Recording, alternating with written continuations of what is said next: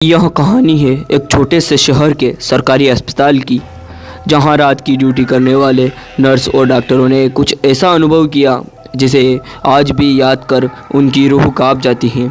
यह एक सच्ची घटना है जो कई सालों से लोगों के बीच डर और रहस्य की कहानी बन चुकी है। रात के लगभग 2 बजे थे। अस्पताल के आपातकालीन वार्ड में अजीब सी खामोशी छाई हुई थी। रवि, जो कि वहां का एक नया नर्स था, अपनी पहली नाइट शिफ्ट पर था। उसे सीनियर नर्स ने बताया था कि रात की शिफ्ट में काम तो कम होता है, लेकिन इस अस्पताल में कुछ अजीब घटनाएं घटती हैं। रवि ने इस बात को मजाक समझकर अनसुना कर दिया, लेकिन जैसे जैसे रात गहराती गई उसे कुछ अजीब महसूस होने लगा।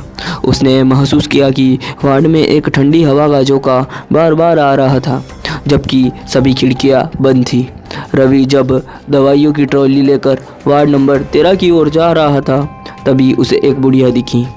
सफ़ेद नर्स की ड्रेस पहने, सर झुका हुआ और हाथ में एक पुरानी दवाइयों की ट्रॉली पकड़े हुए वो धीरे धीरे मरीजों के बिस्तर के पास जाकर दवाइयाँ दे रही थी।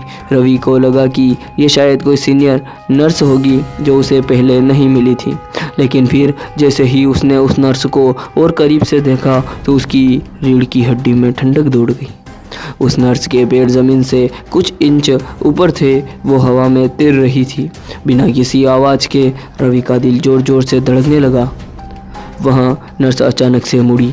उसकी आंखें बिल्कुल खाली और गहरे गड्ढे जैसी थीं।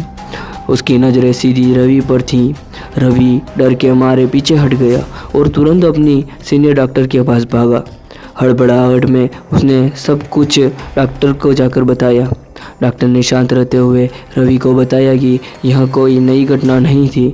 सालों पहले उसी वार्ड में एक नर्स ने आत्महत्या कर ली थी। जब एक मरीज ने उसकी गलती से मर गया था, तब से उसकी आत्मा उसी वार्ड में भटकती रहती है और हर रात वही काम दोहराती है, मरीजों को दवाइयाँ देने का। डॉक्टर ने बताया कि नई नर्सों और कर्मचारियों ने इस घटना का अनुभव किया है, लेकिन किसी को कोई नुकसान नहीं पहुंचा।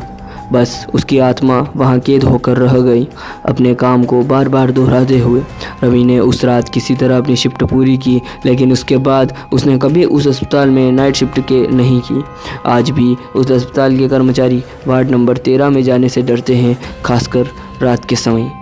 कुछ जगहें ऐसी होती हैं जहां आत्माओं का वास होता है।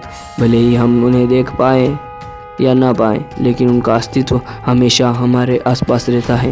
नमस्कार दोस्तों, मेरा नाम है वैभव और आप देख रहे हैं क्यूरियस वर्ल्ड, जहां पर हम आपको ऐसी ही डरावनी और सच्ची कहानियां आपके सामने लाते हैं। अगर आपको वॉइस से रिलेटेड कोई प्रॉब्लम आ रही है तो उसके लिए क्षमा करें।